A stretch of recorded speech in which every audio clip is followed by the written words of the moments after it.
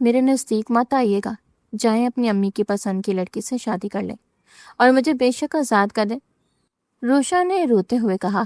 تبھی ارحم نے اس کی لچکدار نازکی کو مٹھیوں میں دبا کر اس کے ہونٹوں پہ لب رکھے۔ آزاد ہونا چاہتی ہو؟ ارحم نے زور سے اس کا بازو مروڑا۔ مت کرے ایسے، مجھے درد ہو رہا ہے۔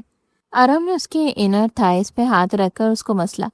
تمہیں یہ سب برداشت کرنا پڑے گا، اور اگر اب تم نے مجھ سے آزادی کا نام بھی لیا تو جانور کی طرح تمہاری روح میں سماؤں گا۔ بیڈ پر لیٹا ہوا اس کو خود پر بٹھاتا اس کے ساتھ، میری طرف دیکھو جب میں تمہیں اپنا بنا رہا ہوں، وہ حق مانا لہجے میں بولا تو روشا نے مرعوب ہو کر اسے دیکھا۔ اس کی نظروں میں وہ آگ تھی جس میں روشا خود کو جلتا ہوا محسوس کر رہی تھی۔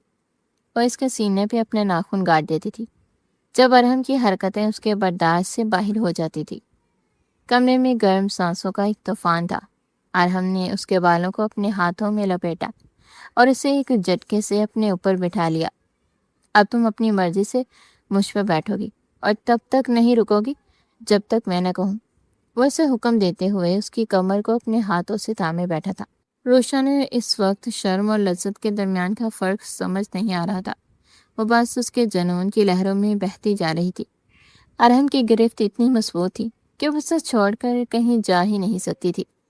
اس نے ارحم کی آنکھوں میں دیکھتے ہوئے آہستہ آہستہ اپنی حرکت شروع کی تو ارحم کی آنکھوں میں ایک فاتحانہ چمک ابھر آئی۔ وہ اس کے بالوں میں انگلیاں پھیرتے ہوئے اس کی ہر حرکت پہ اسے دانت دینے لگا۔ ہاں ایسے ہی تم میری ہو اور ہمیشہ رہو گی۔ اس کے ہر لفظ کے ساتھ روشا کی دھڑکنیں بے ترتیب ہو رہی تھی۔ اس کا وجود تھک رہا تھا مگر ارحم کا جنون اسے تھکنے نہیں دے رہا تھا۔ کمرے میں گونجتی ان کی سانسیں اور ان کا ایک دوسرے میں کھو جانے کا عمل اس بات کی دلیل تھا کہ یہ عشق کتنا گہرا اور کتنا پرخطر ہے۔ جب ارحم نے اسے اپنی باہوں میں بھر کر اس کے روح تک کو چھو لیا تو روشا نے خود کو اس کے سپرد کر دیا۔ وہ اب کسی اور کی نہیں، صرف ارحم خان کی تھی۔ ارحم نے اسے زور سے بینچا اور اس کے بالوں میں منہ چھپا لیا۔ تم نے مجھے پاگل کر دیا روشا، اب میں تمہیں ایک پل کے لیے بھی اپنی نظروں سے دور نہیں ہونے دوں گا۔ وہ اس کے سینے سے لگ کر بکھری ہوئی سانسوں کے ساتھ بولا تو روشا نے اس کے بالوں میں ہاتھ ڈال کر اسے مزید اپنے قریب کر لیا۔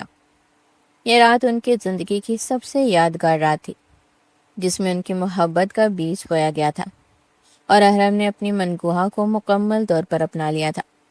وہ دونوں ایک دوسرے کے سکون میں کھو گئے تھے اور باہر کی دنیا جیسے ان کے لیے وجود ہی نہیں رکھتی تھی۔ اپنے شوہر سے ملے بغیر کیسے جا سکتی ہیں آپ میری جان؟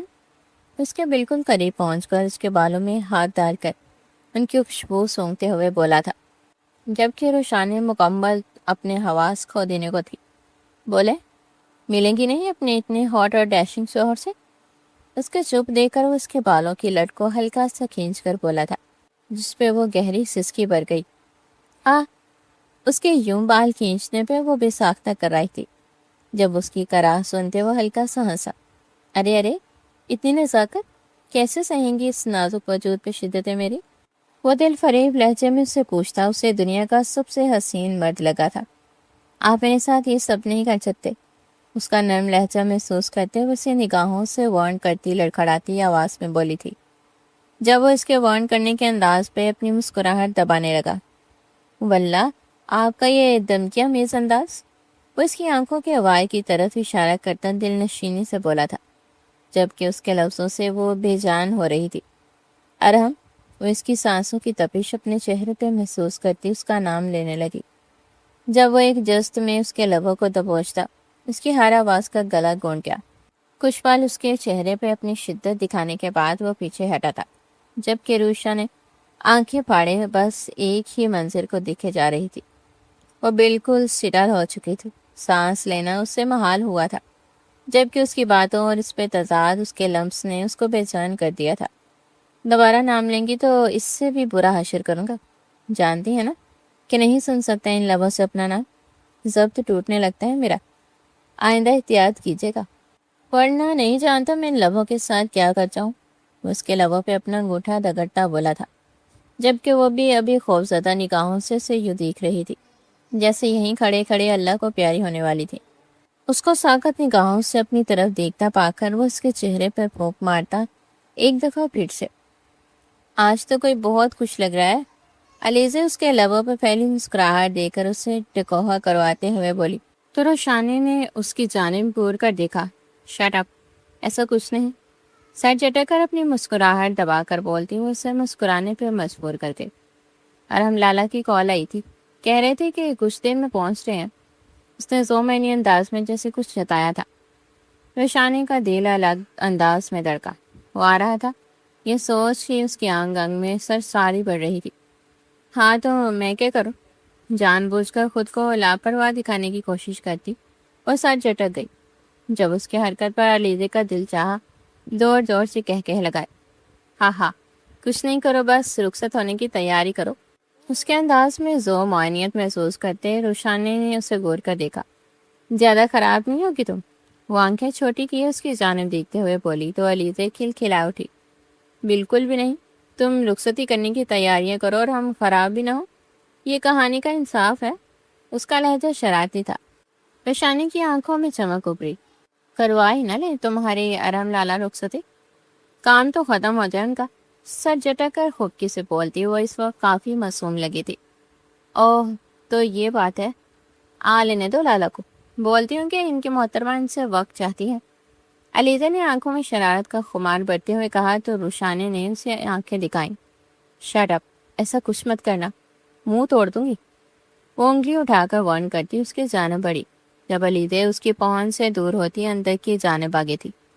علیزہ کی بچی باز آ جاؤ، ایسا کچھ نہ کرنا۔ اسے یوں بھاگتے دیکھ وہ اسے پیچھے ہی بھاگتی ہانک لگاتے ہوئے بولی، مگر وہ سنی انسنی کرتی اپنے کمرے میں باندھ ہوئی تھی جس میں روشانی دانت پیس کر رہ گئی۔ خانزادہ حویلی میں سکندر خان کا راج تھا۔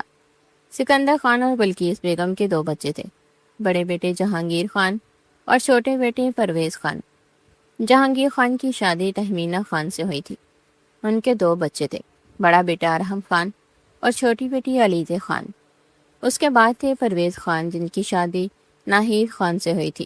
ان کی ایک ہی بیٹی تھی، روشان خان، حویلی کی لاڈلی اور سب سے چھوٹی بیٹی، نہایت ہی خوبصورت اور ارحم خان کی منکوہا۔ روشانی اور ارحم خان، ان کا نکاح بچپن میں ہی طے ہوا تھا، جبکہ نکاح کی رسم ارحم کی جوانی میں ادا کی گئی تھی۔ وہ دونوں اس رشتے سے کافی مطمئن اور خوش تھے، بلکہ ارحم کی تو جان بستی تھی اپنی اس چھوٹی سی منکوہا میں۔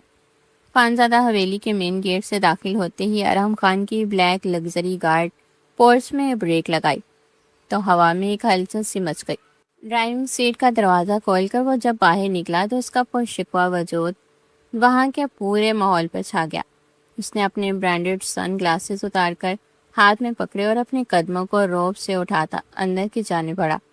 اندر قدم رکھتے ہی اسے ہال میں موجود فیملی کی آوازیں سنائی تھی۔ جہانگیر خان اور پرویز خان صوفے پر بیٹھے کسی بزنس ڈیل پہ ڈسکشن کر رہے تھے، جبکہ بلقیس بیگم سامنے والے ٹیبل پر کافی کا مگ رکھے ریلیکس بیٹھی تھی۔ ارحم کو دیکھتے ہی سب کی اٹینشن اس کی جانب ہو گئی۔ تہمینہ بیگم نے مسکرا کر بیٹے کو ویلکم کیا تو ارحم نے آگے بڑھ کر اپنی ماں کے ماتھے کو چوما اور پھر ڈیڈ کے پاس جا کر ان کے کندھے سے جا لگا۔ کیسا ہے ہمارا شہر؟ جہانگیر خان نے اپنا سوگار سائڈ ٹیبل پر رکھتے ہوئے پوچھا تو ارحم نے ایک پرسکون سی اسمائل کے ساتھ ان کے سامنے والے صوفے پر جگہ لی۔ ابھی کچھ دیر قبل ہی فلائٹ لینڈ ہوئی ہے ڈیڈ، وہ اپنی ٹائی ڈھیلی کرتے ہوئے بولا تو اس کی نظریں بے چینی سے لاؤنج کے ہر کونے کو اسکین کر رہی تھی۔ پرویز خان اور ناہید بیگم بھی اپنی جگہ سے اٹھ کر اس کی خیریت پوچھنے لگے، مگر ارحم کا دھیان کہیں اور تھا۔ اس نے اپنی نظروں کے حصار میں روشانی کو سرچ کرنا چاہا جو ابھی تک اسے نظر نہیں آئی تھی۔ کہاں ہے روشانے؟ اس نے بے ساختی سے پوچھا تو وہاں موجود سبھی کے فیسز پہ ایک شرارتی سی اسمائل آ گئی۔ بس ابھی کچن سے آتی ہی ہوگی، تمہارے لیے کافی بنانے؟ علیزہ نے صوفے کے دوسری جانب بیٹھتے ہوئے ٹیز کرتے ہوئے کہا تو ارحم نے اسے ایک معنی خیز نظروں سے دیکھا۔ تبھی لاؤنج کے انٹرنس سے روشانی کا وجود نمودار ہوا۔ اس کے ہاتھ میں ٹرے تھی اور نظریں فلور پر جمی تھی۔ ارحم کو وہاں بیٹھا دیکھ کر اس کے قدم کچھ لمحوں کے لیے فریز ہو گئے۔ اس نے شرمندگی اور خوشی کے مکسڈ ایموشنز کے ساتھ ارحم کی جانب دیکھا تو اس کی سانسوں کی رفتار میں ایک غیر معمولی تبدیلی آئی۔ ارحم نے اپنی جگہ سے اٹھ کر اسے ویلکم کیا اور اس کے ہاتھ سے ٹرے لے کر سائڈ ٹیبل پر رکھی۔ روشانی کے ماتھے پہ پسینے کی بوندیں چمک رہی تھی۔ جبکہ ارم اسے اپنی پرکشش نظروں سے مسلسل آبزرو کر رہا تھا۔ میرا شہزادہ، میرا بچہ کیسا ہے؟ وہ کچھ دیر پہلے ہی حویلی آیا تھا جب تہمینہ خان سے چومتی نہیں تھک رہی تھی۔ ان کا دل چاہ رہا تھا اپنے لاڈلے سپوت کو اپنے سامنے بٹھا کر گھنٹوں تکتی جائیں۔ وہ کافی عرصہ ان سے دور رہا تھا، جبکہ ان سے کچھ فاصلے پر بیٹھی روشانی نے آنکھیں چھوٹی کیے ان دونوں کا پیار دیکھا تھا۔ وہ دونوں اس کے دشمن تھے اور آپس میں ایک دوسرے کی جان۔ وہ سوچتے ہوئے منہ کے زاویے بگاڑتی یہاں وہاں دیکھنے لگی۔ چلو بس کرو تہمینہ، جانے دو، بچے کو تھک گیا ہوگا۔ شائستہ بیگم جو اسے چومتی جا رہی تھی ان کی بات پہ جلدی سے سر ہلا گئی۔ جی ماں جان، جاؤ میرا بچہ، اپنے کمرے میں جاؤ، میں تمہارے لیے کچھ ہلکا پھلکا بھجواتی ہوں، وہ کھا کر ریسٹ کرو۔ وہ اس کے سر پر ایک آخری بوسہ دیتے ہوئے بولی۔ جب وہ ان کی بات پہ سر ہلا گیا، وہ سب سے مل چکا تھا، بس اپنی ماں سے ملنا باقی تھا، اسی لیے ان سے ملنے کے بعد اب اس کا رخ اپنے کمرے کی جانب تھا۔ روشانی، کچن میں آؤ میرے ساتھ۔ وہ روشانی کو کچن میں آنے کا کہتی خود بھی کچن میں داخل ہو گئی۔ یہ میں کچھ چیزیں ڈال رہی ہوں، ارہم کے کمرے میں رکھ کر آؤ، اور کوئی چیز خراب مت کرنا، جانتی ہو نا اس کا موڈ بگڑ جائے تو نہیں سنتا کسی کے بھی۔ وہ اس کی طرف دیکھتی اسے کہنے لگی، جس پہ وہ منہ بناتے سر ہلا گئی۔ نہیں سنتا تو نہ سنے، عجیب۔ وہ سر چٹکتی لوازمات سے بری ٹرے اٹھاتی اس کے کمرے کی طرف قدم بڑھا گئی، جو ابھی واش روم سے فریش ہو کر نکلا تھا۔ اپنے دروازے پہ ہوتی دستک پر سیدھا ہوا۔ یس۔ وہ اندر آنے کی اجازت دے گیا تھا، جانتا تھا کہ باہر کون کھڑا ہے۔ اس کی طرف سے اجازت ملتے ہی وہ اپنے قدم اندر کی طرف بڑھا گئی۔ دل میں اس کا خوف بھی تھا، مگر جو کام ملا تھا اسے پورا بھی تو کرنا تھا۔ تبھی دل کو بڑا کرتی، ہر طرح کا ورد کرتی وہ وہاں داخل ہوئی تھی۔ یہ آپ کا کھانا، وہ ٹرے میں اس کے کاؤچ کے سامنے رکھے ٹیبل پہ رکھتی لڑکھڑاتی آواز میں بولی تھی، جبکہ ارحم اس کا گہری نظروں سے جائزہ لے رہا تھا۔ بیٹے۔ وہ ہم کرتا اسے گہری استحقاق بری نظروں سے دیکھتا بیٹھنے کا کہہ گیا، جس میں وہ بوکھلاتے ہوئے فوراً سے نفی میں سر ہلا گئی۔ نہیں، میں چلتی ہوں۔ اس کی بات پہ وہ فوراً سے نفی میں سر ہلاتی وہاں سے نکلنے لگی۔ میرے سے ملے بغیر کدھر؟ کیا میں نے کہا آپ کو کہ جائیں؟ وہ اس کی طرف دیکھتا بروس کا کر پوچھنے لگا۔ اس نے فوراً سے نفی میں سر ہلایا۔ تو کس سے پوچھ کر جا رہی ہیں؟ وہ اس کی طرف ایک قدم بڑھاتا اس گمبھیر آواز میں پوچھنے لگا، جب اس کی حرکت پہ روشانی کے حالت میں سانس اٹکا تھا۔ وہ اس کے قربت سے ویسے ہی بے حد خوف کھاتی تھی۔ اس پہ تضاد اس کے لفظوں کا وار شاید نہیں، یقیناً وہ سہ نہیں پاتی تھی۔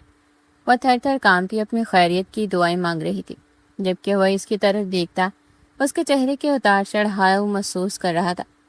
شوہر سے ملے بغیر کیسے جا سکتے ہیں آپ میری جان؟ وہ اس کے بالکل قریب پہنچ کر اس کے بالوں میں ہاتھ ڈال کر ان کی خوشبو سونگتے ہوئے بولا تھا، جبکہ روشانی مکمل اپنے حواس کو دینے کو تھی۔ بولے، ملیں گی نہیں اپنے اتنے ہاٹ اور ڈیشنگ شوہر سے؟ اس کے چپ دیکھ کر وہ اس کے بالوں کی لٹ کو ہلکا سا کھینچ کر بولا تھا، جس پہ وہ گہری سسکی بھر گئی۔ اس کے یوں بال کھینچنے پہ وہ بے ساختہ کر رہی تھی۔ جب اس کی کراہ سنتے وہ ہلکا سا ہنسا۔ ارے اتنی نزاکت کیسے سہیں گی اس نازک وجود پہ شدت ہے میری؟ وہ دل فریب لہجے میں سے پوچھتا، اسے دنیا کا سب سے حسین مرد لگا تھا۔ آپ میرے ساتھ یہ سب نہیں کر سکتے، اس کا نرم لہجہ محسوس کرتے وہ اسے نگاہوں سے وارن کرتی لڑکھڑاتی آواز میں بولی تھی، جب وہ اس کے وارن کرنے کے انداز پہ اپنی مسکراہٹ دبانے لگا۔ واللہ آپ کا یہ دمکیہ آمیز انداز۔ وہ اس کی آنکھوں کے وار کی طرف اشارہ کرتے دل نشینی سے بولا تھا، جبکہ اس کے لفظوں سے وہ بے جان ہو رہی تھی۔ ارحم۔ وہ اس کی سانسوں کی تپش اپنے چہرے پہ محسوس کرتی اس کا نام لینے لگی۔ جب وہ ایک جست میں اس کے لبوں کو دبوچتا اس کی ہر آواز کا گلا گونڈ گیا۔ کچھ پل اس کے چہرے پر اپنی شدت دکھانے کے بعد وہ پیچھے ہٹا تھا، جبکہ روشانی آنکھیں پھاڑے بس ایک ہی منظر کو دیکھے جا رہی تھی۔ وہ بالکل سٹل ہو چکی تھی، سانس لینا اس سے محال ہوا تھا، جبکہ اس کی باتوں اس کا تصاد اس کے لمس نے اس کا بے جان کر دیا تھا۔ دوبارہ نام لیں گی تو اس سے بھی برا حشر کروں گا، جانتی ہے نا کہ نہیں سن سکتا ان لوگوں سے اپنا نام، ضبط ٹوٹنے لگتا ہے میرا، آئندہ احتیاط کیجیے گا، ورنہ نہیں جانتا میں ان لبوں کے ساتھ کیا کر جاؤں۔ وہ اس کے لبوں پہ اپنا انگوٹھا رگڑتا بولا تھا، جبکہ وہ ابھی بھی خوف زدہ نگاہوں سے اسے یوں دیکھ رہی تھی جیسے یہیں کھڑے کھڑے اللہ کو پیاری ہونے والی ہے۔ اس کا ساکت نگاہوں سے اپنی طرف دیکھتا پا کر وہ اس کے چہرے پہ پھونک مارتا، ایک دفعہ پھر سے جھکنے ہی والا تھا۔ جب وہ اس کا ارادہ سمجھتی اس کے سینے پہ دونوں ہاتھ جماتی، پیچھے کی طرف دھکیلتی، 200 کی سپیڈ سے باہر نکلی تھی۔ اس کے پھرتی دیکھتے ارحم کا دلکش قہقہا کمرے کی زینت بنا تھا۔ جبکہ وہ شرم سے سوکھ پڑتی، اس کے قہقہے کی آواز سنتی وہاں سے بھاگتے ہوئے نکلی تھی۔ بڑے بابا خیر ہی ہے، آپ نے سب کو یہاں اکٹھا کیا ہے؟ جہانگیر خان اپنے مخصوص رعبدار انداز میں کرسی پر براجمان تھا، جبکہ حویلی کا لاؤنج مکینوں سے کچا کھچ بھرا ہوا تھا۔ میری خواہش ہے کہ اگلے ماہ ارحم اور روشانی کی رخصتی کو پورے شاندار اور روایتی طریقے سے انجام دیا جائے۔ اگر کسی کو اس فیصلے پہ کوئی اعتراض ہے تو وہ بلا جھجک بات کر سکتا ہے۔ جہانگیر خان اپنا فیصلہ سناتے ہوئے گویا سب کے دلوں پر بجلی گرا گئے تھے، جبکہ ارحم اپنی جگہ پر نہایت پرسکون اور بے نیاز بیٹھا تھا۔ اس کے برعکس روشانی کی رنگت کسی کچی دیوار کی طرح سفید پڑ چکی تھی۔ وہ تو اب تک اس نکاح کے بوجھ تلے دبی ہوئی تھی، اور اب رخصتی کا ذکر اس کے ہوش اڑانے کے لیے کافی تھا۔ بابا جان، آپ یہ کیا کہہ رہے ہیں؟ ارحم اور روشانی کی رخصتی؟ یہ سب اتنی جلدی کیسے ممکن ہے؟ تہمینہ بیگم نے اپنی جگہ سے اٹھتے ہوئے انتہائی ناگوار اور طرف لہجے میں استفسار کیا، جبکہ ان کی اس گستاخانہ مداخلت پر بڑے بابا نے اپنی ابروز جھکا کر ان کا جائزہ لیا۔ کیا ہوا تہمینہ؟ کیا آپ کو ہمارے فیصلے پر کوئی اعتراض ہے؟ بڑے بابا کے لہجے میں خاموش مگر گہری وارننگ کی لہر دوڑ گئی تھی۔ تہمینہ بیگم تو پہلے ہی اس رشتے سے نالاں تھی، اور اب رخصتی کی بات سن کر ان کا غصہ ساتویں آسمان پر پہنچ چکا تھا۔ جی ہاں بڑے بابا، مجھے اعتراض ہے، کیونکہ میں نے تو ارحم کا رشتہ اس سے طے کرنا ہی نہیں چاہا تھا، مگر آپ نے تو مجھے بتائے بغیر ہی اس لڑکی کو میری بہو بنا کر گھر میں بٹھا دیا۔ ناہید بیگم جو خاموشی سے سب سن رہی تھی، وہ اپنی بیٹی کی بے عزتی پر تڑپ کر رہ گئی۔ میری بیٹی لاوارث نہیں ہے تہمینہ۔ ناہید بیگم کی آواز میں ایک قرب اور اپنوں کے لیے غیرت۔ تہمینہ بیگم نے حقارت بھری نظروں سے روشانی کو دیکھا، جو شرم و حیا سے نظریں جھکائے ایک کونے میں کھڑی کانپ رہی تھی۔ ساری عمر جس لڑکی کو پرائے گھر کی امانت سمجھ کر نوکروں کی طرح کام کروایا، آج وہی اس گھر کی مالکن بن کر میری آنکھوں کے سامنے رہے گی۔ یہ خیال ہی انہیں اندر سے جلائے جا رہا تھا۔ بہو بیگم، یہ حویلی کا حتمی فیصلہ ہے، اور ہمارا ہر لفظ پتھر پر لکیر ہوتا ہے، اس لیے اب آپ کی خاموشی ہی بہتر ہے۔ شادی کی تیاری میں کوئی کسر نہیں رہنی چاہیے۔ بڑے بابا نے انہیں جھڑکتے ہوئے باقی سب کو کام پر لگ جانے کا حکم دیا، جبکہ تہمینہ بیگم کو لگ رہا تھا جیسے ان کے تمام تر خواب ریزہ ریزہ ہو گئے ہوں۔ ایسے کیسے ہو سکتا ہے؟ میرا اکلوتا بیٹا ہے یہ، میں اس کی زندگی کا فیصلہ اپنی مرضی سے کرنا چاہتی ہوں۔ وہ غصے اور تلملاہٹ میں اپنے ہوش و حواس کھو بیٹھی تھی۔ ارحم، تم خاموش کیوں ہو؟ کچھ تو بولو اپنی ماں کے سامنے۔ تم کیوں نہیں کہہ دیتی کہ تمہیں یہ رشتہ منظور نہیں؟ ارحم کو مہرے خاموشی لگائے دیکھ کر جن جلا کر بولی، جس پر ارحم نے گہری سانس لی اور اپنی جگہ سے اٹھ کھڑا ہوا۔ ماما، روشانی میری شرعی اور قانونی بیوی ہے۔ پچھلے کئی سالوں سے وہ انکشاف جو سب جانتے ہوئے بھی نظر انداز کر رہے تھے، وہ آج سب کے سامنے ایک اٹل حقیقت بن کر ابھرا تھا۔ ارحم، تہمینہ بیگم بے یقینی اور حیرت کے شدید جھٹکوں سے اسے دیکھ رہی تھی، جبکہ ارحم نے ان کی نظروں کا سامنا کرتے ہوئے اپنا سر وقار سے اٹھایا۔ آپ ایسے کیوں بیہیو کر رہی ہیں؟ ہمارا نکاح آپ کے سامنے ہوا تھا نا، تو پھر اب اس رشتے سے انکار کی گنجائش کسی کے پاس نہیں ہے، اور رخصتی کا وقت بھی میں نے خود ہی طے کیا ہے۔ وہ اپنی ماں کے سامنے ڈٹ کر کھڑا تھا، جبکہ تہمینہ بیگم تو اس صدمے سے ہی باہر نہیں نکل پا رہی تھی کہ ان کا بیٹا ان کے خلاف جا رہا ہے۔ اگر تم نے اپنی ہی مرضی کرنی ہے تو پھر مجھے شامل کرنے کی کیا ضرورت تھی؟ وہ ایک ٹوٹے ہوئے اور اذیت ناک لہجے میں بڑبڑاتے ہوئے وہاں سے مڑ گئے، جبکہ ارحم نے ٹھنڈے لہجے میں سب کو دیکھتے ہوئے تسلی آمیز جملے کہتے اپنے قدم اپنی ماں کی جانب بڑھائے تھے۔ ارحم کو اپنی ماں کی ناراضگی کا دکھ تھا، مگر اتنا خاص دکھ نہ تھا، کیونکہ اس کے لیے روشنی کی ذات سے بڑھ کر کوئی اور چیز اہم نہیں تھی۔ وہ اپنی ماں کے پیچھے کمرے تک آیا اور دروازہ بند کرتے ہی اپنی ماں کے سامنے آ کھڑا ہوا۔ ماما، آپ کیوں روشانی کے پیچھے پڑی ہیں؟ اسے اس گھر کی بہو قبول کرنے میں کیا پریشانی ہے آپ کو؟ وہ اپنی ماں کے کندھوں پہ ہاتھ رکھ کر انہیں کرسی پر بٹھاتے ہوئے تحمل سے بولا، تو تہمینہ بیگم نے اپنی نظریں پھیر لی۔ میں اسے کبھی نہیں اپناؤں گی ارم، یہ لڑکی اس کر کے وقائد کے شایان نشان نہیں ہے، اور میں اپنی مرضی کے بہو لاؤں گی۔ وہ دل ملا کر بولی تو ارم کے لبوں پہ ایک طنزیہ مسکراہٹ ابھر آئی۔ روشنی میری پسند ہے اور میری پسند کا احترام کرنا آپ کی ذمہ داری ہے۔ اب رخصتی اگلے ماہ ہی ہوگی، اور اس کے بعد وہ حویلی کی سب سے بڑے کمرے میں میرے ساتھ رہے گی۔ وہ واضح لہجے میں کہہ کر کمرے سے باہر نکل آیا۔ باہر راہداری میں روشانے اسے کھڑی ملی جو شاید اس کی باتوں کو سننے کی کوشش کر رہی تھی۔ ارہم کو دیکھتے ہی وہ بوکھلا کر سائڈ سے گزرنے لگے، مگر ارہم نے تیزی سے اپنا ہاتھ بڑھا کر اس کی کلائی تھام لی۔ بھاگنے کی کوشش مت کرے روشانے، اب تو آپ کو مجھ سے رخصت ہو کر میرے ہی پاس آنا ہے۔ وہ اسے اپنی جانب کھینچتے ہوئے دیوار کے ساتھ لگا گیا۔ روشانے کا دل دھک کرنے لگا جب ارہم نے اپنا چہرہ اس کے کان کے قریب کر کے گرم سانسیں اس کی گردن پہ چھوڑی۔ آپ کو کیا لگتا ہے آپ مجھے اپنا کر خوش رہ سکیں گے؟ وہ ہمت کر کے بولی تو ارہم کا ہاتھ اس کے چہرے پر آ کر رک گیا۔ میں آپ کو پا کر ہی خوش رہ سکتا ہوں، آپ تیار رہیں، کیونکہ رخصتی کے بعد آپ کو مجھے ہر حال میں جیلنا ہوگا۔ وہ اس کی آنکھوں میں گہرا اتر کر بولا تو روشانے کی پلکیں سوکھ گئی اور وہ اس کے گرفت سے نکلنے کے لیے تڑپنے لگی۔ ارہم نے اس کی تڑپ کو محسوس کرتے ہوئے اسے ایک گہری نظر سے دیکھا اور وہاں سے مسکراتے ہوئے چلا گیا، جبکہ روشانی وہیں کھڑی اپنی دھڑکنوں کو سنبھالنے کی کوشش کرتی رہی۔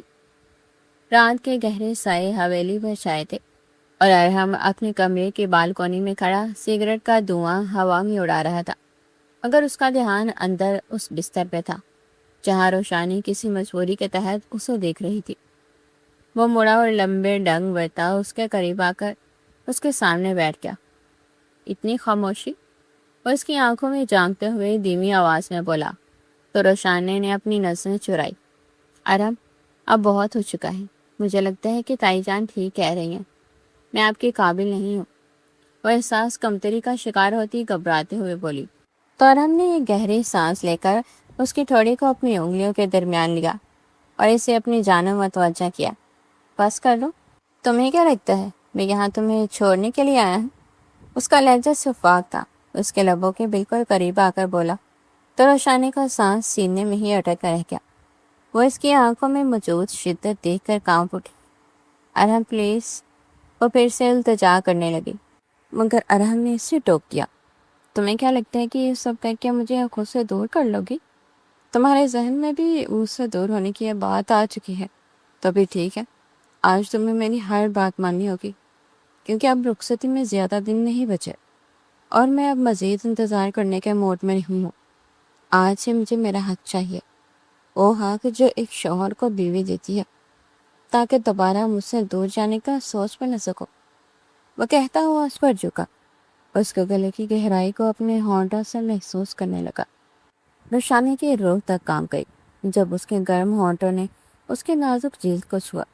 وہ اس سے پیچھے دھکیلنے کی کوشش کرتی رہی، مگر ارہم نے اس کے دونوں ہاتھ اوپر کر کے اپنی ایک ہی مٹھی میں جکڑ لیے اور اسے بستر پر جھک لٹا دیا۔ اب تم کہاں جاؤ گی میری جان؟ وہ ایک فاتحانہ مسکراہٹ کے ساتھ اس کے اوپر آ کر لیٹا تو روشانے نے بے بسی سے آنکھیں بند کر لی۔ اس کا وجود ارہم کی گرمی سے دہک رہا تھا اور ارہم تھا کہ اس کی بے بسی پہ خود کو زیادہ طاقتور محسوس کر رہا تھا۔ وہ اس کے رخساروں کو چومتے ہوئے نیچے کی جانب بڑھا تو روشانے کی گہری سسکیاں کمرے میں گونجنے لگی۔ تم صرف میری ہو اور ہمیشہ میری رہو گی۔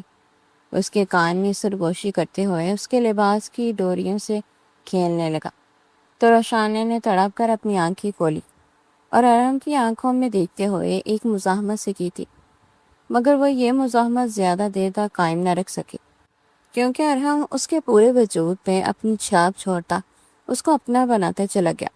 رات کی خاموشی میں روشانے کی تیز ہوتی سانسوں کی آواز تھی جو ارہم کے لیے کسی موسیقی سے کم نہ تھی۔ وہ اس کے اوپر حکمانہ انداز میں براجمان تھا اور اس کی ہر حرکت سے روشانے کے وجود میں برقی لہریں دوڑ رہی تھی۔ اس کا پرشکوہ جسم اس کی نازک قامت کو اپنی گرفت میں لیے ہوئے تھا اور وہ اس کے چہرے پہ بکھرے بالوں کو پیچھے ہٹا کر اسے اپنی نظروں کے حصار میں جکڑ رہا تھا۔ تم کتنی خوبصورت لگ رہی ہے اس وقت، اس کے لبوں کے پاس سرگوشی کرتا ہوا بولا تو رشانے نے اپنی آنکھیں سختی سے بند کر لی تاکہ وہ اس کی پرکشش شخصیت کی سیر سے بچ سکے، مگر یہ ناممکن تھا۔ ارحم نے اس کی بے بسی کو محسوس کرتے ہوئے اس کے گلے کے غبار کو اپنے ہونٹوں سے چھوا تو وہیں گہری سسکی بر کر رہ گئی۔ آہ ارحم چھوڑ دے مجھے، وہ نیمبو آنکھوں سے اسے دیکھتے ہوئے بولی، مگر اس کے لہجے میں وہ شدت نہیں تھی جو اسے روک سکتی۔ ارحم نے اس کی ٹھوڑی کو سختی سے دبایا اور اس کے لبوں پہ اپنا انگوٹھا پھیرتے ہوئے بولا، میں تمہیں چھوڑنے کے لیے نہیں بنا اور نہ ہی تم مجھے چھوڑنے کے لیے بنی۔ آج کی رات تم صرف میری ہو، اور یہ حویلی، یہ رات، یہ خاموشی سب گواہ ہیں کہ تم پر صرف میرا حق ہے۔ اس کے الفاظ میں کیسا جنون تھا جس نے روشانے کے دماغ کو توڑ کر رکھ دیا تھا۔ وہ اس کے سینے پہ اپنے ہاتھ رکھ کر اسے دھکیلنے کی ناکام کوشش کر رہی تھی، مگر ارحم جیسے پتھر کی طرح اس کے اوپر جمع ہوا تھا۔ اس نے اپنے دوسرے ہاتھ سے روشانے کے لباس کے کنارے کو اپنی مٹھی میں جکڑا اور اسے ایک جھٹکے سے اتار پھینکا۔ روشانے کی چیخ اس کے ہونٹوں کے درمیان ہی دم توڑ گئی جب ارحم نے دوبارہ اس کے لبوں کو اپنے لبوں کی قید میں لے لیا۔ وہ اسے چوم نہیں رہا تھا، بلکہ اسے جسے اپنی ملکیات کا احساس دلا رہا تھا۔ اس کے ہر بوسے میں ایک شدت تھی، ایک پیاس تھی جو برسوں سے اس کے اندر دہک رہی تھی۔ روشانے کا جسم اس کے نیچے جیسے موم کی طرح پگھلنے لگا تھا۔ اس کے ہاتھ جو ارحم کو دور دھکیل رہے تھے اب اس کے کندھوں کو اپنی گرفت میں لے چکے تھے۔ ارحم نے خود کو اس کے تھوڑا الگ کیا اور اس کی آنکھوں میں دیکھا جہاں آنسو اور حیا کا حسین امتزاج تھا۔ رو کیوں رہی ہے میری جان؟ وہ اس کے رخساروں سے بہتے آنسوؤں کو اپنے ہونٹوں سے صاف کرتے ہوئے بولا تو روشانے کی ہچکیاں بن گئی۔ آپ بہت ظالم ہے ارحم، وہ مشکل سے بول پائی تو ارحم نے اس کی پیشانی کو چومتے ہوئے ایک دل فریب قہقہہ لگایا، محبت کرنے والے ظالم ہی ہوتے ہیں، اور میں تو تمہیں حد سے زیادہ چاہتا ہوں۔ وہ دوبارہ اس کی گردن پر جھکا اور وہاں نشانات چھوڑنے لگا جس سے روشانے کی چیخیں کمرے کی فضا میں گونجنے لگی۔ اس کا ہر لمس روشانے کے ہوش اڑانے کے لیے کافی تھا۔ کمرے کی روشنیاں مردم تھی اور صرف بستر پہ پڑے دو وجود تھے جو ایک دوسرے کی پیاس بجانے میں مصروف تھے۔ ارحم نے اسے اپنے بازوں میں اٹھایا اور بیڈ کے دوسرے کونے پہ ڈال دیا جہاں اس نے اس کے پورے جسم کو اپنے حصار میں لے لیا تھا۔ روشانے کا وجود کانپ رہا تھا اور ارحم اس کی اس کانپتی ہوئی کیفیت سے لطف اندوز ہو رہا تھا۔ اب تم کہیں نہیں جا سکتے، وہ اس کی آنکھوں میں آنکھیں ڈال کر بولا اور اس کے جسم کے ہر نشیب و فراز کو اپنے لمس سے آشنا کرنے لگا۔ روشانے نے اپنا سر تکیے میں چھپا لیا مگر ارحم نے اسے بالوں سے کھینچ کر دوبارہ اپنی طرف متوجہ کیا۔ میری طرف دیکھو، جب میں تمہیں اپنا بنا رہا ہوں، وہ حاکمانہ لہجے میں بولا تو روشنی نے مرعوب ہو کر اسے دیکھا۔ اس کی نظروں میں وہ آنکھ تھی جس میں روشانے خود کو جلتا ہوا محسوس کر رہی تھی۔ وہ اس کے سینے پہ اپنا ناخن گاڑ دیتی تھی جب ارحم کی حرکتیں اس کے برداشت سے باہر ہو جاتی تھی۔ کمرے میں گرم سانسوں کا ایک طوفان تھا۔ ارحم نے اس کے بالوں کو اپنے ہاتھوں میں لپیٹا اور اسے ایک جھٹکے سے اپنے اوپر بٹھا لیا۔ اب تم اپنی مرضی سے مجھ پہ بیٹھو گی اور تب تک نہیں رکو گی جب تک میں نہ کہوں۔ وہ اسے حکم دیتے ہوئے اس کی کمر کو اپنے ہاتھوں سے تھامے بیٹھا تھا۔ روشانے کو اس وقت شرم اور لذت کے درمیان کا فرق سمجھ نہیں آ رہا تھا۔ وہ بس اس کے جنون کی لہروں میں بہتی جا رہی تھی۔ ارحم کی گرفت اتنی مضبوط تھی کہ وہ اسے چھوڑ کر کہیں جا ہی نہیں سکتی تھی۔ اس نے ارحم کی آنکھوں میں دیکھتے ہوئے آہستہ آہستہ اپنی حرکت شروع کی تو ارحم کی آنکھوں میں ایک فاتحانہ چمک ابھر آئی۔ وہ اس کے بالوں میں انگلیاں پھیرتے ہوئے اس کی ہر حرکت پہ اسے داد دینے لگا۔ ہاں، ایسے ہی تم میری اور ہمیشہ رہو گی۔ اس کے ہر لفظ کے ساتھ روشانے کی دھڑکنیں بھی ترتیب ہو رہی تھی۔ اس کا وجود تھک رہا تھا مگر ارحم کا جنون اسے تھکنے نہیں دے رہا تھا۔ کمرے میں گونجتے ان کی سانسیں اور ان کا ایک دوسرے میں کھو جانے کا عمل اس بات کی دلیل تھا کہ یہ عشق کتنا گہرا اور کتنا پرخطر ہے۔ جب ارحم نے اسے اپنی باہوں میں بھر کر اس کے روح تک پہ چھو لیا تو روشانے نے خود کو اس کا سپرد کر دیا۔ وہ اب کسی اور کی نہیں، صرف ارحم خان کی تھی۔ ارحم نے اسے زور سے بینچا اور اس کے بالوں میں منہ چھپا لیا۔ تم نے مجھے پاگل کر دیا ہے روشانے، اب میں تمہیں ایک پل کے لیے بھی اپنی نظروں سے دور نہیں ہونے دوں گا۔ اور اس کے سینے سے لگ کر بکھری ہوئی سانسوں کے ساتھ بولا۔ تو رشانے نے اس کے بالوں میں ہاتھ ڈال کر اسے مزید اپنے قریب کر لیا۔ یہ رات ان کی زندگی کی سب سے یادگار رات تھی، جس میں ان کی محبت کا بیج بویا گیا تھا، اور ارحم نے اپنے منقوا کو مکمل طور پر اپنا بنا لیا تھا۔ وہ دونوں ایک دوسرے کے سکون میں کھو گئے تھے، اور باہر کی دنیا جسے ان کے لیے وجود ہی نہیں رکھتی تھی۔ اب روشانے کو اس حویلی میں رہنے سے کوئی نہیں روک سکتا تھا، کیونکہ وہ اب ارحم خان کا وہ حصہ بن چکی تھی جسے کوئی جدا نہیں کر سکتا تھا۔ کمرے میں خاموشی چھا گئی تھی، مگر ان کے دلوں کی دھڑکنیں اب ایک ہی لہر سے بج رہی تھی۔ ارحم نے اسے اپنی باہوں میں اٹھایا اور اسے اپنے سینے سے لگا کر بیڈ پر لیٹ گیا۔ اب سو جا میری جان، کل کی صبح تمہاری زندگی کی سب سے حسین صبح ہوگی۔ اسے چومتے ہوئے بولا تو رشانے نے اس کے سینے میں سر چھپا لیا۔ ارحم کی موجودگی میں اسے وہ سکون ملا جسے برسوں سے تلاش تھا۔ وہ جانتی تھی کہ اب اسے کوئی نہیں چھین سکتا۔ ارحم خان کی ملکیت بن کر وہ اسے وقار ملا تھا جس کے وہ حقدار تھی۔ اس نے اپنی آنکھیں موند لی اور ارحم کی دھڑکنوں کے ساتھ اپنی دھڑکنوں کو ہم آہنگ کرنے لگی۔ کمرے کی کھڑکی سے چاند کی روشنی اندر آ رہی تھی، جو ان کے اس ملاپ کی خاموش گواہ بنی ہوئی تھی۔ ارحم نے ایک بار پھر سے اسے اپنے بازوں میں بھینچا اور گہری نیند کی وادیوں میں اتر گیا، جبکہ رشانے اسے تکتی رہی کہ کیسے ایک شخص اتنا ظالم اور اتنا پیار کرنے والا ہو سکتا ہے۔ یہ ارحم خان کی محبت تھی جس نے اسے اپنا اسیر کر لیا تھا، اور اب اسے اس اسیرے سے کوئی رہائی نہیں چاہیے تھی۔ وہ اپنے قسمت پہ نازا تھی کہ اسے ارحم خان جیسا جیون ساتھی ملا جس کے لیے وہ دنیا کی ہر حد پار کرنے کو تیار تھی۔ کہانی کا یہ نیا موڑ ان کی زندگیوں میں خوشیوں کے نئے رنگ بننے والا تھا۔ رات کا آخری پہر تھا جب حویلی کے در و دیوار میں ایک عجیب سا سناٹا طاری ہو گیا تھا۔ ارحم ابھی گہری نیند کی وادیوں میں تھا، مگر رشانے کی آنکھیں اب بھی کھلی تھی۔ وہ ارحم کے سینے پر سر رکھے اس کے دل کی دھڑکنوں کو محسوس کر رہی تھی کہ تبھی اسے کمرے کی کھڑکی کے باہر کوئی دبی ہوئی آہٹ سنائی تھی۔ وہ چونکی اور کان لگا کر سننے لگی۔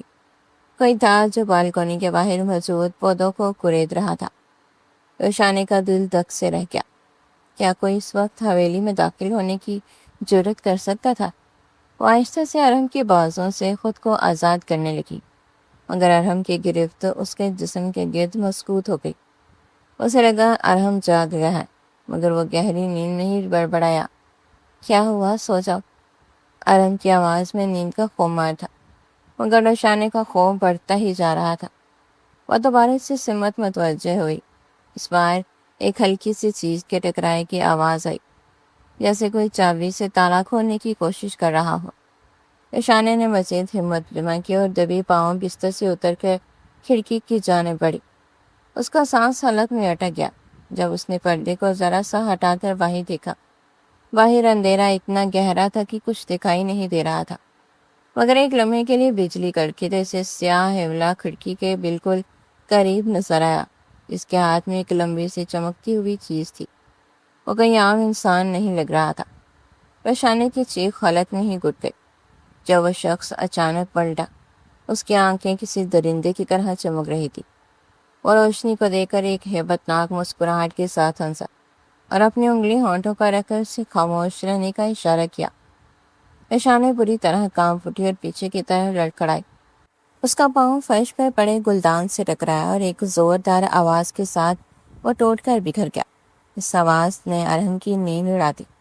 وہ ایک جھٹکے سے اٹھ بیٹھا۔ کون ہے وہاں؟ ارحم کی گرجدار آواز کمرے میں گونجی تو باہر وہ ہیولا غائب ہو چکا تھا۔ ادھر کھڑکی کا شیشہ ادھ کھلا تھا، جس سے ٹھنڈی ہوا کمرے کے اندر آ رہی تھی۔ ارحم تیزی سے کھڑکی کی طرف لپکا۔ اس نے باہر جھانک کر دیکھا، مگر وہاں کوئی نہیں تھا، بس اندھیرا اور خاموشی تھی۔ ارحم نے روشنی کی طرف دیکھا جو دیوار سے لگی بے حال کھڑی تھی۔ کیا دیکھا تم نے؟ ارحم نے اس کی کندھوں کو جھنجھوڑ کر پوچھا، مگر روشانے کچھ بولنے کے قابل نہ تھی۔ اس کی نظریں ابھی بھی اسی جگہ جمی تھی جہاں وہ شخص کھڑا تھا۔ ارحم نے کھڑکی کا پٹ بند کیا اور غصے سے دانت پیستے ہوئے باہر نکلنے کے لیے مڑا۔ آج حویلی میں کوئی داخل ہوا ہے۔ وہ غصے سے لال ہوتے ہوئے باہر کی طرف بھاگا تو رشانے بھی اس کے پیچھے بھاگی۔ اسے ڈر تھا کہ کہیں ارحم کو کچھ ہونا چاہے۔ حویلی کے لان میں پہنچ کر ارہم نے اپنے گارڈز کو آواز دی۔ پورا عملہ جاگ چکا تھا مگر کسی کو کچھ نظر نہیں آیا۔ تبھی ایک گارڈ بھاگتا ہوا آیا اور ارہم کے قدموں میں گر گیا۔ سر، مین گیٹ پر ایک لاش پڑی ہے۔ ارہم کی آنکھوں میں خون اتر آیا۔ وہ لاش کی طرف لپکا اور جب اس نے اسے پلٹا تو روشانی کی چیخ نکل گئی۔ وہ شخص ان کا اپنے ہی ایک پرانا وفادار ملازم تھا جس کے سینے پر سرخ سا ایک خاص نشان بنا ہوا تھا۔ اوہ، بختاور خان! اس ملازم کا نام لے کر وہ ٹھنڈی آہ بڑھتا اپنی مٹھیاں بیچنے لگا۔ اگلے ہی پل وہ مڑا اور روشانی کو اپنے حصار میں لے کر حویلی کے اندر لے آیا۔ اس کا دماغ غصے سے پھٹ رہا تھا مگر وہ اسے خود سے خوفزدہ نہیں کرنا چاہتا تھا۔ وہ اسے روم میں بٹھاتا خود اپنے قدم باہر بڑھا گیا۔ جب اس کے باہر نکلتے ہی کمرے کی فضا بوچھل ہو گئی۔ وہ ڈریسنگ کی طرف بڑھی تو اچانک ہی اس کی نگاہ وہاں رکھے ایک سفید لفافے پہ پڑی تھی۔ اس کا دل دک سے رہ گیا۔ یہ کیا تھا؟ کانپتے ہاتھوں سے اس نے وہ لفافہ کھولا۔ جب اس لفافے پہ لکھے لفظوں کو دیکھ کر اس کی روح پرواز کر گئی۔ ارہم خان کی محبت تمہارے لیے تباہی لائے گی۔ یہ تو بس شروعات ہے۔ آج رات تو بچ گئی، کل رات کوئی نہیں بچا پائے گا۔ درندوں کی خوراک بن جاؤ گی تم۔ یہ الفاظ اس کی روح پہ تازیانے کے مانند لگے تھے اور اگلے ہی پل وہ ہوش و حواس سے بیگانہ ہوتی زمین پہ جا گری۔ دوسری طرف حویلی کی ایک تاریک کونے میں تہمینہ بیگم اپنے موبائل پہ کسی سے مخاطب تھی۔ تمہیں کیا کہا تھا میں نے؟ کام ادھورا کی چھوڑا؟ مجھے اس لڑکی کی عزت اور اس ارہم کا بھروسہ دونوں مٹتے دیکھنے ہیں۔ ارہم جب اسے کسی اور کے ساتھ دیکھے گا تو تب اسے سمجھ جائے گا کہ میری مرضی کے خلاف جانے کا انجام کیا ہوتا ہے۔ اور نہ جانے کس کو کہتی اس معصوم کی زندگی کا، اس کی عزت کا سودا کر رہی تھی۔ وہ یہ تک بھول گئی تھی کہ یہ عورت ان کے بیٹے کی عزت ہے، ان کے بیٹے کا جنون، ان کے بیٹے کی محبت ہے۔ مگر اپنی ہی خدائی میں گم وہ یہ بول چکی تھی کہ عزت پامال کرنا انسان کے بس کی بات نہیں۔ بلا شبہ اللہ جسے چاہے عزت ہے اور جسے چاہے ذلت ہے۔ اوہ، تو یہ آپ کی سازش ہے؟ آپ اپنی بہو کو، میری بیوی کو برباد کرنے کے لیے کسی غیر مرد کو بھیج رہی تھی؟ کیا آپ اتنی گر سکتی ہیں امی؟ اتنا زیادہ؟ وہ قرب ناکی سے بولتا اچانک سے وہاں نمودار ہوا تو تہمینہ خان کے ہاتھوں سے فون نیچے جا گرا۔ ارہم؟ انہوں نے کچھ کہنا چاہا جب وہ طنزیہ مسکراہٹ لبوں سے سجا کر ان کی جانب دیکھنے لگا۔ کیا ارہم؟ آپ کیسے گر سکتی ہیں اتنا؟ ایک دفعہ بھی میرا خیال نہیں آیا کہ وہ لڑکی میری جان ہے۔ آپ کے بیٹے کا دل بستا ہے اس میں، میری روح کا حصہ ہے وہ ماں۔ اس نے ڈانٹتے ہوئے ان پہ کچھ ستایا تھا۔ وہ دھک سے رہ گئی۔ پہلی دفعہ بیٹے کی بلند آواز سنتے ان کا دل دہل رہا تھا مگر وقت گزر چکا تھا۔ پچھتاوا کسی کام کا نہیں تھا۔ ارہم کی آواز میں لرزا تھا۔ ہاں، میں نے ہی کیا ہے، کیونکہ میں اس روشنی کو اس گھر کی مالکن بننے نہیں دے سکتی۔ تہمینہ بیگم نے حقارت سے کہتے ہوئے اپنے سر چرکا تو اپنی ماں کو دیکھ کر رہ گیا۔ اتنی سنگ دلی! ارہم کا دل جیسے سینے میں ہی رک گیا تھا۔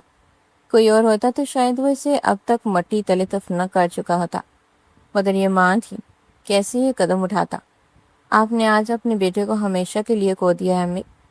اس نے ایک گہری سانس لی اور سرد لہجے میں بولتے ہوئے ایک دردناک مسکراہٹ لبوں پر سجا کر اپنے قدم باہر کی جانب بڑھائے۔ اس کا ارادہ روشانی کے پاس جانے کا تھا۔ وہ اس عورت کی وجہ سے اپنی بیوی پر مزید کوئی ستم برداشت نہیں کر سکتا تھا۔ ابھی وہ کمرے میں داخل ہوا ہی تھا جب خالی کمرے نے اس کا استقبال کیا۔ وہ وہاں نہیں تھی جہاں وہ اسے چھوڑ کر گیا تھا۔ روشانی! وہ چیختے ہوئے اپنے قدم آگے کی جانب بڑھا گیا۔ جب اس کی چیخ نما پکار یہ حویلی کے در و دیوار کانپ اٹھے۔ روشانی، کہاں تم؟ وہ چیختے ہوئے یہاں وہاں دیکھتا اسے ڈھونڈ رہا تھا مگر وہ اسے کہیں بھی نہیں ملی تھی۔ ہر بندے کو اس نے روشانی کو ڈھونڈنے پہ لگا دیا تھا۔ کون لے گیا ہے اسے؟ اگر اسے ایک خراش بھی آئی تو میں پوری حویلی کو قبرستان بنا دوں گا۔ ارہم کی آنکھوں میں خون اتر آیا تھا۔ وہ جانتا تھا کہ تہمینہ بیگم نے کسی کرائی کے گنڈے کے ذریعے یہ حرکت کی ہے تاکہ روشانی کا کردار مشکوک ہو سکے۔ وہ تیزی سے اپنے پرائیویٹ گیراج کی طرف بڑھا۔ اسے معلوم تھا کہ وہ بندہ اسے کہاں لے جا سکتا ہے۔ اس نے اپنی گاڑی سٹارٹ کی اور حویلی سے باہر نکل گیا، جب کہ پیچھے تہمینہ بیگم فاتحانہ انداز میں مسکرا رہی تھی۔ اس سنگدل عورت کا دل اب بھی نہیں نرم پڑا۔ بیٹے کی حالت بھی اس عورت کی انا کو گھٹنے ٹیکنے پر مجبور نہ کر پائی تھی، جبکہ ارحم کو ان سے کوئی غرض نہیں تھی۔ وہ کسی بھی قیمت پہ روشانی کو بازیاب کروانا چاہتا تھا، چاہے اس کے لیے اسے اپنی ماں سے ہی کیوں نہ لڑنا پڑے۔ ارحم نے گاڑی کی اسپیڈ بڑھائی اور سنسان راستوں پہ اسے دوڑانے لگا۔ اس کے دماغ میں بس ایک ہی خیال تھا کہ کسی طرح اپنی زندگی کی عزت کو بچا سکے۔ یا اللہ میرے پہ رحم کر، میری عزت پہ رحم کرنا۔ بے بسی سے آنکھیں نم ہوئی تو رب بڑی شدت سے یاد آیا تھا۔ ارحم کی گاڑی سنسان سڑکوں پہ کسی وحشی جانور کی طرح دوڑ رہی تھی۔ اس کا ذہن ایک ہی لمحے میں ہزاروں خدشات سے لڑ رہا تھا۔ اچانک اس کے دماغ میں دھماکہ سا ہوا۔ اس نے تیزی سے اپنے فون پہ انگلیاں چلاتے کچھ کھولا تھا۔ ہاں، وہ اسے ڈھونڈ چکا تھا، اسے مل گئی تھی۔ رب کو یاد کرنے کی دیر تھی کہ مدد آن پہنچی تھی۔ کیسے ناممکن کو ممکن بنانا ہے یہ رب جانتا ہے۔ وہ روشانی جو اس سے میلوں دور تھی ایک کو کار پہ اس کے سامنے لا کھڑی کر دی گئی۔ اس کی حالت دیکھ کر ارحم کے جبڑے دم گئے۔ اگلے ہی پل اس نے گاڑی کا رخ اسی ویرانے کی طرف موڑ دیا۔ ادھر گودام کے اندھیرے میں روشانی کے ہاتھ پیر بندھے ہوئے تھے۔ اس کے سامنے وہی شخص کھڑا تھا جو کھڑکی سے داخل ہوا تھا۔ وہ اسے ایک خاص نشہ آور چیز سنگھا کر بے ہوش کرنے کی کوشش کر رہا تھا تاکہ اسے برہنہ کر کے وہاں چھوڑ دیا جائے اور ارحم کے آنے پر اسے ایک رسوا کن حالت میں دکھایا جا سکے۔ روشانی کی مزاحمت کمزور پڑ رہی تھی۔ وہ آنسوں سے بھیگی آنکھوں سے اس درندے کو دیکھ رہی تھی جو کم وقت تہمینہ بیگم کے حکم کی تکمیل کے لیے ہر حد پار کر رہا تھا۔ تبھی گودام کا آہنی دروازہ ایک زوردار دھماکے سے دیوار کے ساتھ جا لگا۔ ارحم ایک دیو ہیکل سائے کی طرح اندر داخل ہوا۔ اس کی آنکھوں میں جو غیظ و غضب تھا اس سے وہ شخص بھوکلا گیا۔ اگلے ہی پل وہ روشانی کو چھوڑ کر بھاگنے کی کوشش کرنے لگا، مگر ارحم نے ایک ہی جست میں اسے دبوچتے زمین پہ پٹک دیا۔ اس نے اپنی زوز اس شخص کے سینے پر رکھ کر بندوق سیدھی اس کی پیشانی پہ تان لی۔ کس نے بھیجا ہے تجھے؟ بول ورنہ تیری کھوپڑی یہیں اڑا دوں گا۔ ارحم کی آواز میں موت کا رقص تھا۔ وہ شخص تھر تھر کانپنے لگا اور اس نے ٹوٹتے ہوئے تہمینہ بیگم کا نام لے لیا۔ نام سنتے ہی ارحم کا وجود ساکت ہو گیا۔ اس کا دل میں نفرت کا ایک ایسا سیلاب امڈ آیا جس نے اس کی ماں کے لیے باقی رہی تھوڑی بہت نرمی کو بھی دو ڈالا، اور اس نے اسے وہیں چھوڑا اور روشانی کی طرف لپکا جو نیم بے ہوشی کی حالت میں تھی۔ ارحم نے اس کی رسیوں کو کھولا اور اسے اپنی باہوں میں بڑھ لیا۔ تم ٹھیک ہے میری جان؟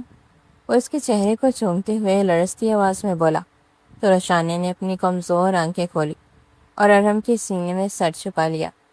میں جانتا ہوں کہ جو ہوا وہ غلط ہوا، مگر یہ وعدہ رہا تمہارے خان کا اب تمہیں مرتے دم تک کسی کی نظر نہیں لگنے دوں گا۔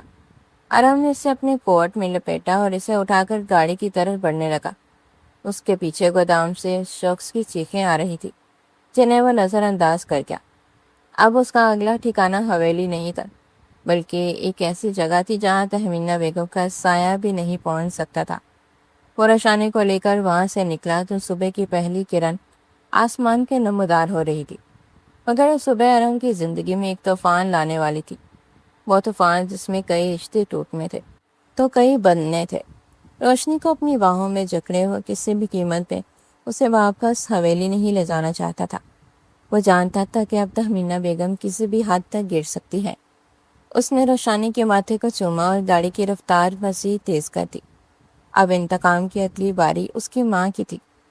مجھے حویلی جانا ہے، اس نے ارحم کی شرٹ کو تھام کر اپنی کہی تو وہ نفی میں سر ہلا کر رہ گیا۔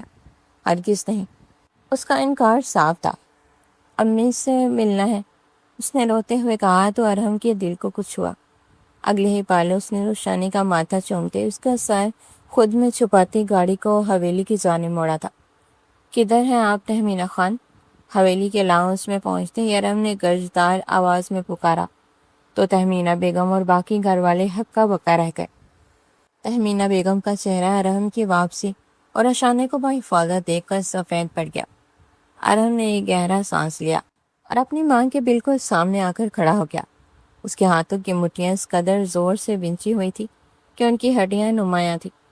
کچھ پوچھنا چاہتا ہوں آپ سے، آپ تو ماں تھی نا؟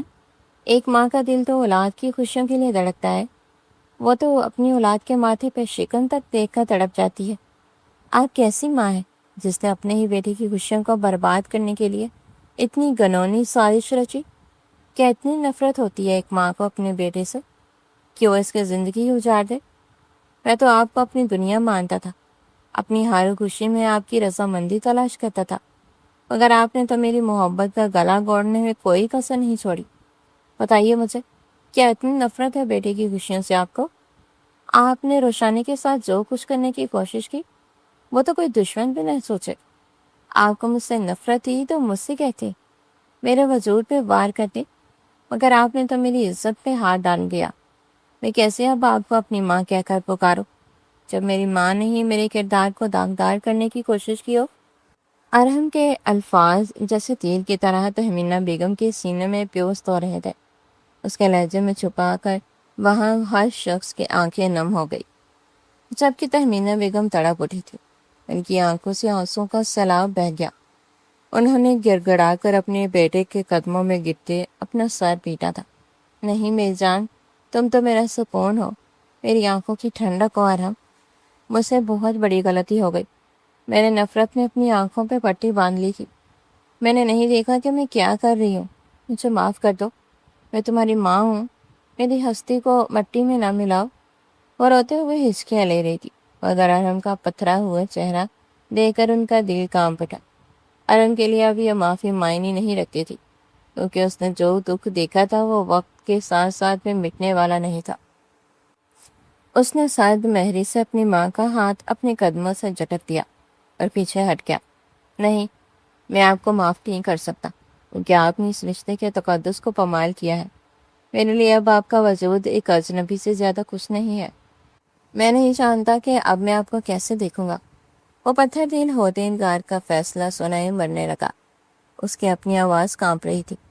اپنی ماں کو سزا سنانا کوئی عام بات نہیں تھی۔ اس سے پہلے کہ وہ وہاں سے نکلتا، جب روشانی نے آگے بڑھ کر ارحم کا ہاتھ تھام لیا، اس کی آنکھوں میں نمی تھی اور لہجے میں التجا سی تھی۔ ارحم پلیز، وہ آپ کی ماں ہے، غلطی انسان سے ہی ہوئی ہے، انہیں ایک موقع دے دیجیے۔ ماں کا دل بہت بڑا ہوتا ہے، شاید انہیں اپنے کیے پر واقعی پچھتاوا ہو۔ میں نہیں چاہتی کہ میری وجہ سے آپ کا اپنی ماں سے رشتہ ہمیشہ کے لیے ختم ہو جائے۔ پلیز ارحم، میری خاطر انہیں ایک موقع دے دے۔ اس کے ہاتھوں کو تھام کر محبت سے بولی تو ارحم نے روشانی کی طرف دیکھا۔ وہ اس عورت کو دیکھنا نہیں چاہتا تھا، وہ اپنی ماں کو بھی دکھ نہیں دینا چاہتا تھا۔ اس کی آنکھوں میں موجود نرمی اور معصومیت دیکھ کر بے بس ہو گیا۔ اس کے اندر کا غصہ ابھی بھی لاوا بن کر ابل رہا تھا۔ وہ نہیں چاہتا تھا کہ وہ اپنی ماں کو معاف کرے، مگر روشانی کے التجا کو رد کرنا بھی اس کے بس میں نہ تھا۔ وہ کچھ دیر خاموش کھڑا رہا اور پھر ایک ٹھنڈی آہ بھر کر اپنی ماں کی طرف دیکھا، جو ابھی بھی فرش پر بیٹھی رو رہی تھی۔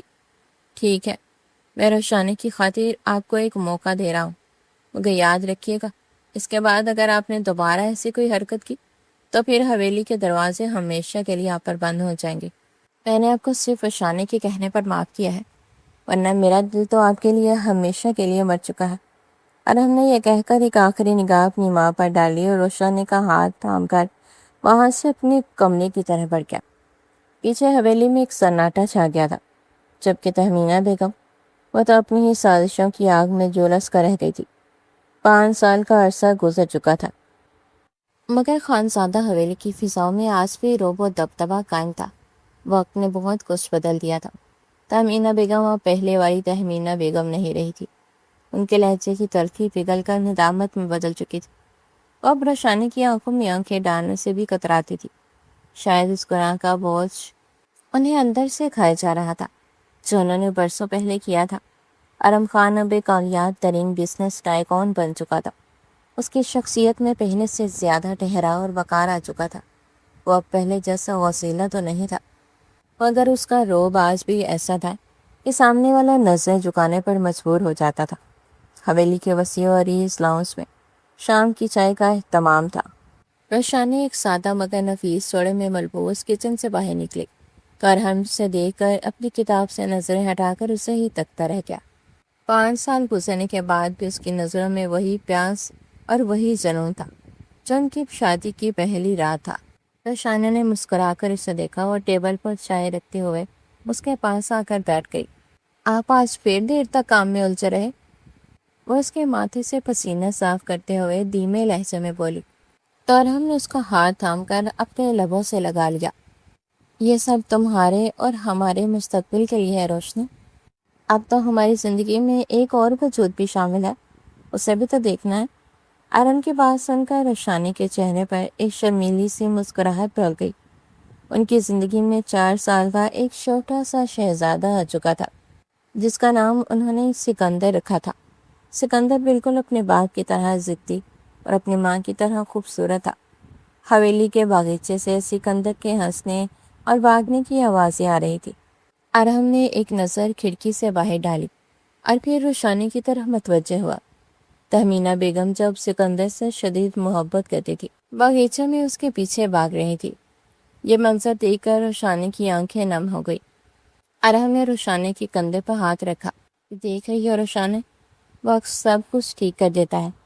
اگر تم نہ کہتی تو آج یہ سکون مجھے کبھی نصیب نہ ہوتا۔ ارحم کا لہجہ نرم تھا۔